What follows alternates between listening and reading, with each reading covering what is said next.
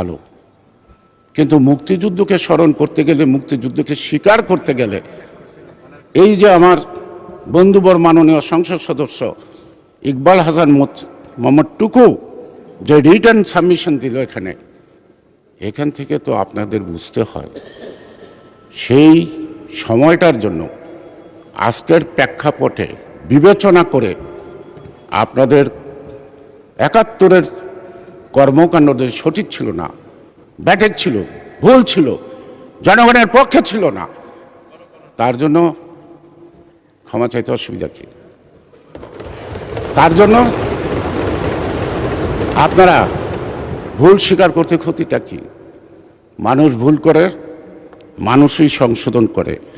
ভুলকে যারা আঁকড়ে রাখে তারা নিন্দিত হয়, যারা ভুলকে স্বীকার করে তারা নন্দিত হয়। কয়েকদিন আগে আমাদের মাননীয় leader of the house and the প্রধানমন্ত্রী বিদ্যালয়, প্রাথমিক বিদ্যালয় যে বিশ্ববিদ্যালয় বলছিলেন, তিনি কিছুক্ষণ পর দাঁড়িয়ে বললেন, ভুলবশত আমি এটা বলছি, তিনি চেষ্টা সংশোধন করলেন। আমাদের কিন্তু সংশোধন করতে বলতে হয় নাই, আমরা পরে টিপ্পণী কাটতাম, হাসি দিতাম, তিনি সেই হাসিটা মিটিয়ে দিলেন নিজের ভুলটা নিজে সংশোধন করে। তারেক রহমানের দায়িত্ব নেবেন না। অনেকে বলেছেন তারেক রহমান বিদেশে, আমাদেরকে বাঁচতে হবে। আমি সর্বদাই বলতাম, নেতা কাছে কিংবা দূরে সেটা বিষয় না, নেতা সঠিক সময়ে সঠিক সিদ্ধান্ত দিতে পারাটাই নেতৃত্ব। আজকে তা প্রমাণ হয়েছে। আমি সংক্ষেপ করে আনবো মাননীয় স্পিকার, আজকে জুলাই নিয়ে কথা উঠছে, ২৪ দুইটি আন্দোলন হয়েছে ছাত্রদের, সাধারণ ছাত্রদের, কোটা বিরোধী, একটা ভিপি নুরের নেতৃত্বে।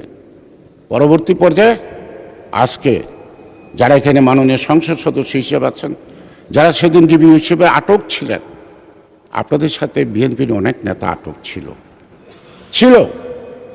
আপনারা আন্দোলন শুরু করার পর ৪ জুলাই আমাদের নেতা জনাব তারেক রহমান বৃহস্পতিবার সন্ধ্যা ৬টায় জরুরি সভা ডাকলেন। সেই জরুরি সভায় আমরা অনেক বিচার বিশ্লেষণ করে আমরা এতদিন সাধারণ ছাত্রদেরকে আকৃষ্ট করতে পারিনি আমাদের আন্দোলনে। সেই কারণে আমরা ভাবলাম দায়িত্বশীল গণতান্ত্রিক দল হিসেবে বিএনপিকে অবশ্যই তাদেরকে সমর্থন দিতে হবে। ৭:৩০টায় আপনারা প্রেস নোট পেয়েছেন, সেই প্রেস নোটে আমরা প্রথম নৈতিক সমর্থন দিলাম এই বৈষম্য বিরোধী আন্দোলনের পক্ষে, আগ্রহের পক্ষে। যেদিন আপনারা ঢাকা মার্চ দিলেন সেদিন আমরা তড়িৎ সিদ্ধান্ত নিলাম, সিদ্ধান্ত নিয়ে আমরা ঘোষণা করলাম সর্বাত্মক সহযোগিতা। মাননীয় স্পিকার, যারা সংসদে আসছেন তারাই বৈষম্য বিরোধী আন্দোলন করছেন। আপনাদের সহকর্মী প্রাইভেট ইউনিভার্সিটির ছাত্র, কলেজ, কিশোর কিশোরীরা আপনাদের সাথে আন্দোলন করে নাই? করেছে। আপনাদের সাথে ডিবি অফিসে অ্যাডভোকেট নিপুণ রায়চৌধুরী আটক ছিল না? ছিল। তার কন্যা অগ্নিলা রায় গ্রিন হেলার স্কুলের ক্যাপ্টেন হিসেবে পুরা স্কুলের ছাত্রদের দিয়ে রাস্তায় নেমে গণভবন পর্যন্ত গেছে। আমরা তো দাবি করি না, এটা বলা হয় রণনীতি, রণকৌশল।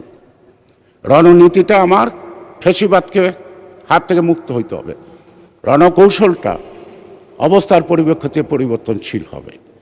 আমরা বলেন বালির ট্রাক সরাইতে পারি নাই, এমন অপবাদ দেন। আবার আপনারা মাননীয় সদস্য আপনি 2 মিনিটে শেষ করতে পারবেন? দিদানে আমি একটু বলতে চাই। মাননীয় সদস্য, আপনি 3 মিনিটে শেষ করেন। 3 মিনিটে শেষ করেন। মাননীয় স্পিকার, সবাই সবার এলাকার কথা বলে, আমি আমার এলাকার কথা কিছুই বললাম না। বলেন, 3 মিনিট আছেন, বলেন। মাননীয় স্পিকার, আমি ধন্যবাদ জানাই এই নির্বাচনে যারা অংশগ্রহণ করছেন, যারা আমাদেরকে ভোট দিয়েছেন তাদেরকে ধন্যবাদ জানাই, কৃতজ্ঞতা জানাই আমার অঞ্চল সহ সারা দেশের। যারা আমার বিরুদ্ধে ভোট দিচ্ছেন তাদেরকেও, বিএনপির বিরুদ্ধে ভোট দিচ্ছেন তাদের ধন্যবাদ জানাই। আমরা সন্তুষ্ট, আনন্দিত, আমরা তাদের ভোটের অধিকার প্রতিষ্ঠা করতে পারছি। মাননীয় স্পিকার, বিএনপি রাজনীতির ইতিহাস বলতে গেলে শেষ নাই আমার পক্ষ থেকে। আমি একমাত্র অভাগা বেঁচে আছি যেদিন বিএনপি প্রতিষ্ঠিত হয়, সেই দিন শহীদ জিয়াউর রহমান রমনার বটমূলে অনাড়ম্বর পরিবেশে তিনি বিএনপি ঘোষণা দেন। আগের দিন ডেকে দায়িত্ব ছিল কয়েকটা চেয়ার টেবিল ঠিক করা। ওনার টেবিলে 7টা চেয়ার, মশিউর রহমান জাদু মিয়া, শাহজিজুর রহমান, জাসির সাত্তার, মাওলানা মতিন, রসরাজ মণ্ডল, ক্যাপ্টেন হালিম চৌধুরী। মাঝখানে তিনি 18 মিনিটের মধ্যে বিএনপি ঘোষণা দেন। সামনে জনাভিষেক সাংবাদিক ছিল, তখন এত সাংবাদিক ছিল না। যাওয়ার সময় আমাকে বললেন ওনাদেরকে একটু চা খাওয়ার। আমি বিএনপির জন্ম দেখছি, আমি হতভাগা বেঁচে আছি জন্ম যে দেখছে, আমি হতভাগা বেঁচে আছি। তাই জিয়াউর রহমানের প্রতি কৃতজ্ঞতা, তারেক রহমানের প্রতি কৃতজ্ঞতা, আর খালেদা জিয়ার প্রতি কৃতজ্ঞতার স্মরণ পার্লামেন্টে দাঁড়িয়ে কণ্ঠে উচ্চারণ করলে হয় না। তাদের পথ চলার পথে যদি সঠিকভাবে চলি, তাদের নির্দেশ মতো রাজনৈতিক আদর্শ এবং স্বাধীনতার সার্বভৌমত্ব এবং গণতন্ত্রের জন্য যে পথে তারা হাঁটেন, সেই পথে যদি হাঁটি তাহলেই প্রকৃতপক্ষে তাদেরকে প্রতি কৃতজ্ঞতা জানানো হয়। মাননীয় স্পিকার, আরেকটি কথা ইকবাল হাসান মোহাম্মদ টুকু বলে নাই। 43 জন পার্লামেন্টের মেম্বার, প্রাদেশিক পরিষদ এবং ন্যাশনাল অ্যাসেম্বলির মেম্বার। আপনি জানেন সম্ভবত আগস্ট মাসের দিকে মালেকের সাথে দেখা করে বঙ্গভবনে। তার মধ্যে শেখ মুজিবের চাচা মোশাররফ হোসেন খান একজন। তারা 43 জন পাকিস্তানের পক্ষে বিবৃতি দেয়, সেই 43 জনের বিচার হয় নাই। মাননীয় স্পিকার, আমার মুক্তিযুদ্ধের সার্টিফিকেট নাই, আমি দাবি করি না। কারণ যুদ্ধের পর একজন মেয়ে আসলো ভর্তি হওয়ার জন্য। আমি বললাম কোনো ক্রাইটেরিয়ায় তোমাকে ভর্তি করা যায় না। সে বলল আমার কাছে মুক্তিযুদ্ধের সার্টিফিকেট আছে।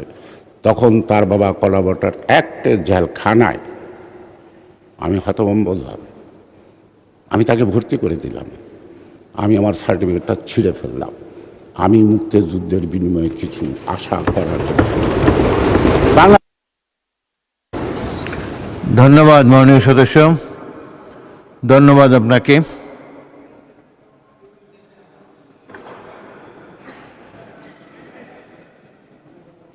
ধন্যবাদ।